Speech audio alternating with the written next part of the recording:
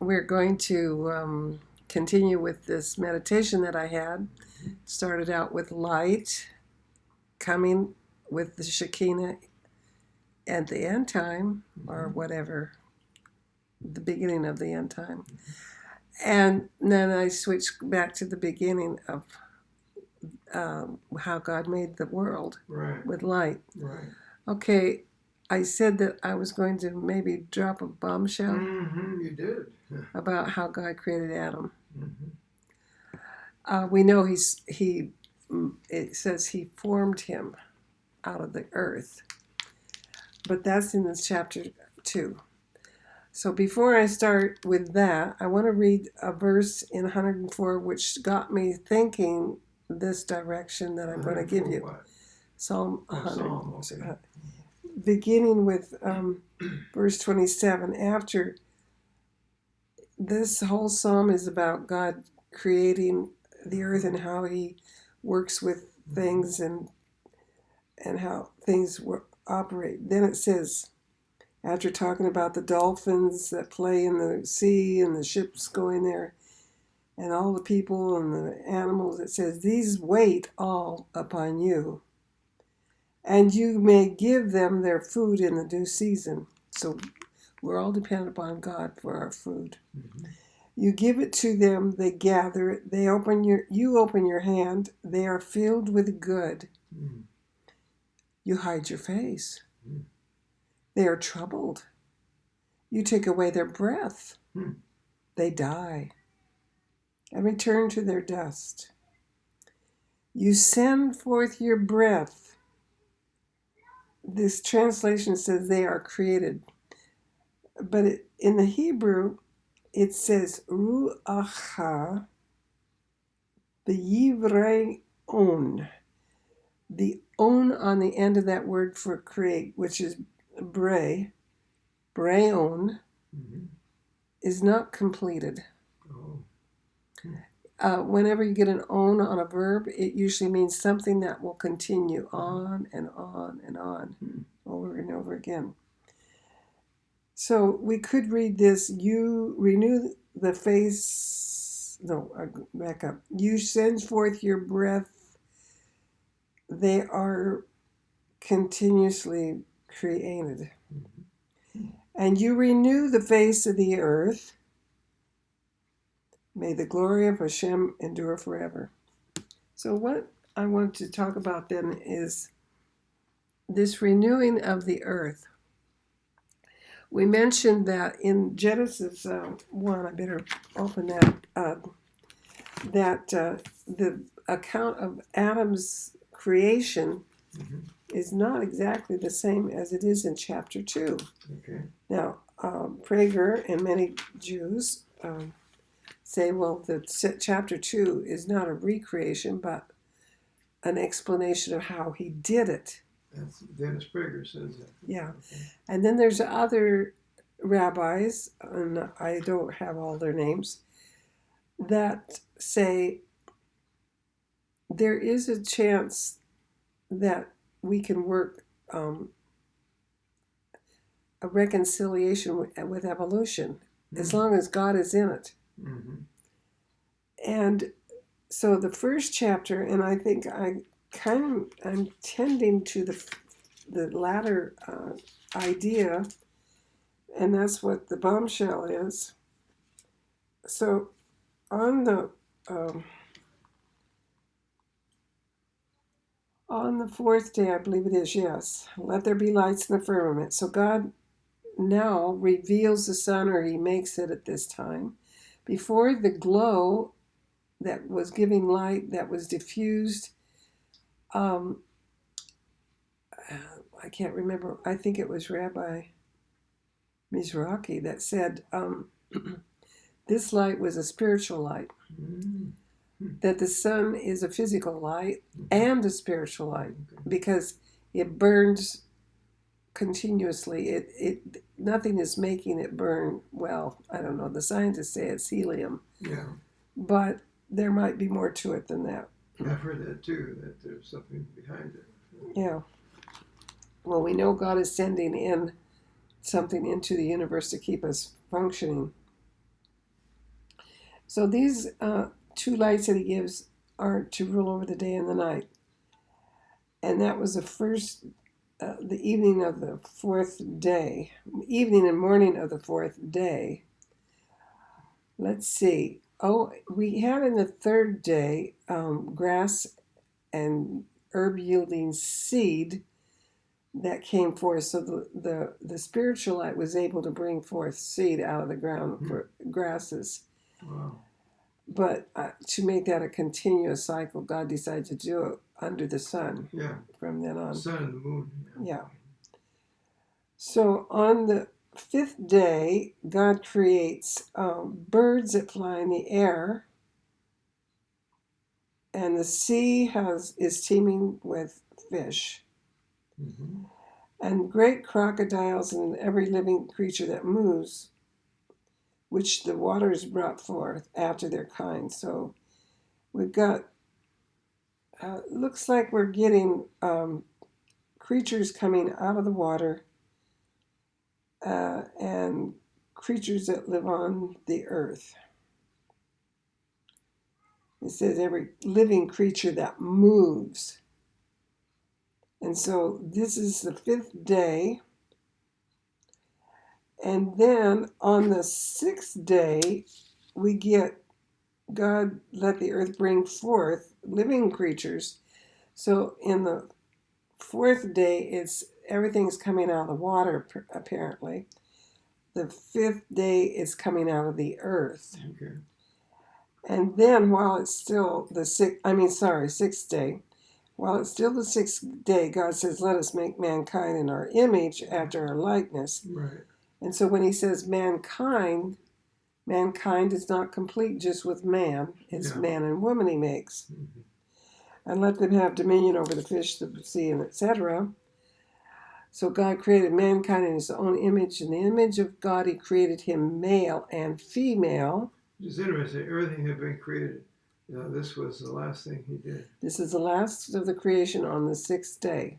Like it was all made for man or something. Yeah, it's virtually, because he's going to have a rulership over the rest of the creation. Mm-hmm. Be fruitful and multiply, replenish the earth, subdue it, and have dominion over it. Okay. So then God tells them what they can eat. And it's on every herb bearing seed and every tree which yields fruit. And that's going to be their food. And the beasts and everything on the earth, that's going to be their food too. Right. So that's the end of the sixth day. Mm-hmm. And God saw that it was very good. And then he has a seventh day of rest. Mm-hmm. Then it says, these are the generations of the heaven and of the earth when they were created. And so then he talks about how there wasn't any plant on the field on the earth, and that was because there was no water. And then there was... Wait, on the sixth day? No, this is starting in chapter 2. Oh. Chapter 2 actually starts with the seventh day. But now he's going to talk about these generations. So it's going to match what Prager says about elaborating. Okay. But I see a slight difference in that. I believe that the animals and man being created on the sixth day was the very beginning. And then I always had question about how God would form this man out of dust. I mean, he could use mud, make a mold, and he could breathe into it and make it live. That's all possible in one day. Yeah. But he would be a living adult male. How does he now all of a sudden know everything, every skill, all these things? Now, I suppose God could put that into him all at once too. Anything is possible, but that's... But Then I want us to look at it this way. That's not the way Just man is made today. no, he's not. He comes out as a little tiny child that has to learn from his parent what's right and what's wrong, Study. and it builds his consciousness. And the thing about Adam is this one test in the garden is what helps him become to realize who he is. Self-awareness is part of the process of growing up. So I'm looking at this, that God, he doesn't have time. Time is nothing of essence. Right. He can do things from our perspective that look very slow and over billions, thousands of years, which is nothing to him. It's just that evolution can be a way of us looking in at his process. And so I don't believe that we came from the chimpanzee, but I think the chimpanzee was one of the animals. It may have, the chimpanzee had more skill with his hands, was able to do more with his hands than other animals. Therefore, maybe Adam could have learned from him. But virtually, Adam was a man, was created to be man, the potential man that God wants, okay? That means he has the potential of becoming self-aware, whereas all the other animals are not going to achieve that. They don't have an element that God put in the one animal called man. We are animal first, before we become God conscious. But did that, in chapter 2, then is that, or that man, or in chapter 1, I mean, that man was not mature. He didn't know everything. He was maybe created as a baby and grew up. He could have been a child or a small one that he learned how to get his food from the... See, the difference between man and the other animals, he's an animal, but the other animals are pre-programmed. Yeah, and man were is... the animals created as baby animals and they grew up? Or was everything because created as an adult? You know, the baby animal, the minute it's born, knows how to look for its mother's milk. Yeah. They survive. But they have to have mother's milk. Yeah. But man was not born that way. He just came up without a program, like the animals were programmed to respond in certain ways. Man has to learn that. Why? Because God's going to put a free will in him, and he's going to have to choose. So what does the man But do? also, doesn't it imply that God was also walking with him and training him at the same time? We don't know that in the first chapter. Not the first chapter, no. I'm trying to deal with the first chapter. Okay. In the first chapter, it doesn't say how God gives him all this rule and over the fish and the birds in the air and the beasts on the... So he may have been just a small childlike animal, and he has a different outlook. He has to learn what it means to survive by watching the other animals. He's not inborn to because he's going to be programmed by what he does and what he chooses. Whereas the animals, they don't really have much choice. They just do automatically what that particular animal was programmed to do. Like in your first book, when you was watching the animals, you thought, where's my wife? So, but there's two created at the same time. Oh, okay. He made mankind, it says. That's right, mankind. That's right. Oh, sorry. Yeah. So this other child with him, they're male and female. Okay. They probably learn together. Huh. But we have by the record in the earth, they found bones they claim are 160,000 years, I know. or 60,000, 160, 120. The number of years is phenomenal. Phenomenal, yeah, I know. Because they get, and they see some progression. And I just heard a program the other day where I thought from a National Geographic that they migrated out of Africa towards Russia. Yeah. And I thought, oh, maybe God picked out one of those humans and said, this is going to be my man. But what I heard about all these skulls that they found various places, and a lot of it is right through Israel. So there was a bridge between Europe and Africa through Israel, the land where we call Israel today. And they've been finding teeth too. Yeah, they've been finding teeth here, and at various ages. They get skulls at 60,000, 40,000. So this one migration came from Europe down to Africa, and they called them the Neanderthal. But they lived long enough in the Israel area to mix with the ones that were coming up out of Africa. And so now you have something that's neither Neanderthal or African. Excuse me. And so I looked at this and I thought, oh my goodness. When he says he made man out of the ground of the earth, he may have had in mind that he was making him from earth that was from everywhere on the earth. Now, let's look at that a little bit. The plants grow from eating the earth. They absorb minerals and vitamins out of the earth and grow into a plant. Right. Man comes along and he eats that plant. It's 9 o'clock. So he's getting stuff from the earth to make him grow physically. Isn't this making man out of the earth? Yeah.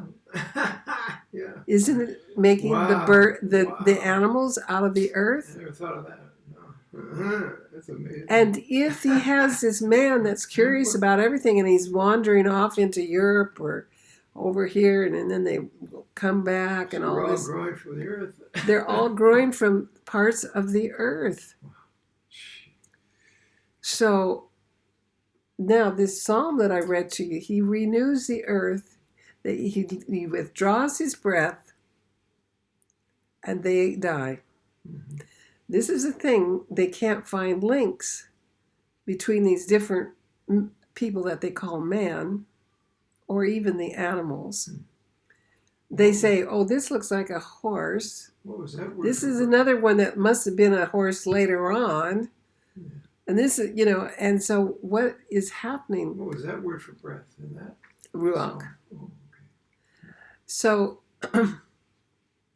what we have is something happens on the earth. God has a further step.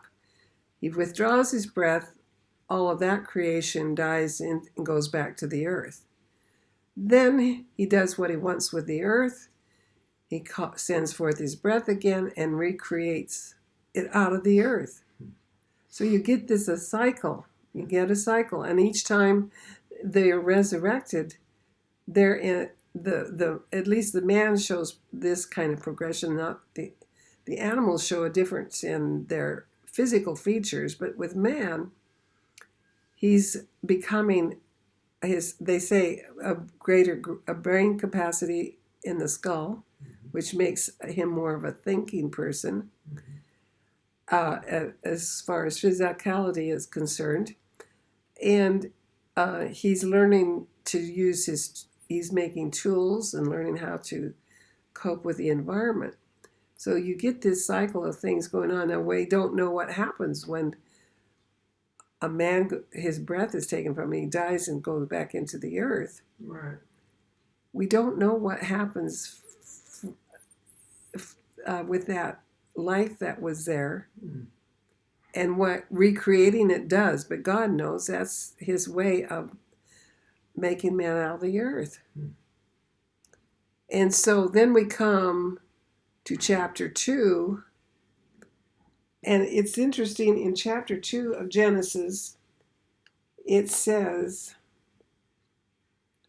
"And the Lord formed man of the dust of the ground, and breathed into his nostrils the breath of life, and man became a living soul." Now that breath into his nostrils is the neshama is put into him. And it says, "And the Lord planted a garden eastward in Eden, and there he put the man whom he had formed." So Eden is known to be here in Israel. And I look at it this way: in one of the last resurrections, or bringing forth the animals and the man and all of creation again, man was on one of his treks to a better place out of Africa, or maybe the other way around, I don't know which way. And God says, "Oh, that one, he's the one that I'm going to do it with." He plucks him up. Now here's where the light comes. If anything is in the light, traveling with that light, it doesn't die. It is permanently existence, because in the light nothing deteriorates. That's a scientific fact now that they know. Wow. So light comes from God. When it says he picked up Ezekiel went from Babylon to Israel, and it was by the Spirit. But Ezekiel sees the glory of God. We can't comprehend that. The glory of God is not just what he does, but it's also a glow of light that comes from him. So God picks up this man out of the bunch, and he sets him in this garden that he's already prepared. And now he breathes in him the neshama. This is the God part of him that will make him capable of self-evaluation and of knowing somebody other than himself.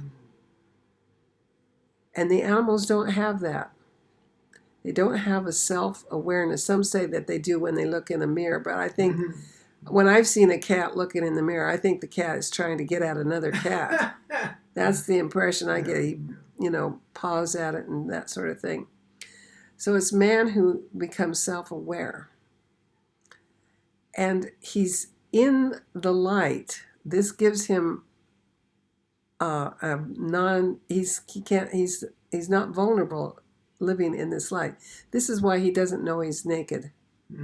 This is why they don't see their nakedness, because they're living in the light of God. And they walk with God in the cool of the evening, it says. But their walk with God renews this light. Okay? Yeah, they're learning something from God. So they're learning, and so on and so forth. We don't know at what point God says, "Okay, this is a nice garden I've given you. You can eat of everything in here, but this one you can't eat of." One thing. Now, what is a man like? What is a child like? You tell him that is something you should not touch. Do you know what they're going to do? That's something you can't eat. The rest of the food here in the kitchen you can, but don't eat that. It's not good for you. Well, I don't know what's not good for me. So the kid goes over there, and I want to find out what not good for me is.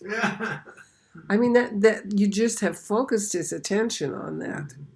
That's the nature of man, which is good because he's going to learn. And then this snake talking, I don't know that snakes really talk, but you know what children are like? They'll have an inanimate object and it talks to them. So the snake could have been really talking, but it also could have been Eve's imagination. Yeah. Saying, "Oh, that snake over there, he told me that." The snake got punished for He said that I'd get to know everything like God does. And I'd really like that. Mm-hmm. He tells me I can't eat that, but you know what? I know why I can't eat that. There's some secret I want to know. Yeah. So that's all built into this scenario. And God knows how he can still get what he wants, even if they make the wrong choice. And so that's what happens.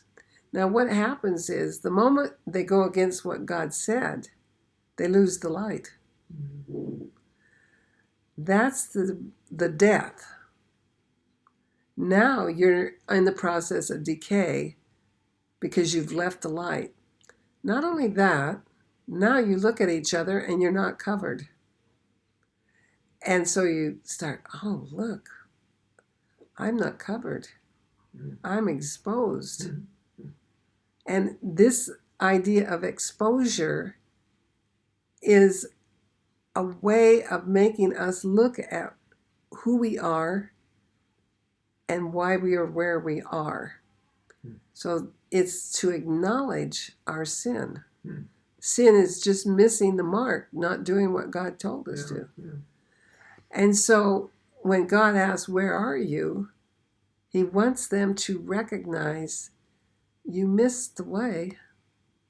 That's why all of this is like it is.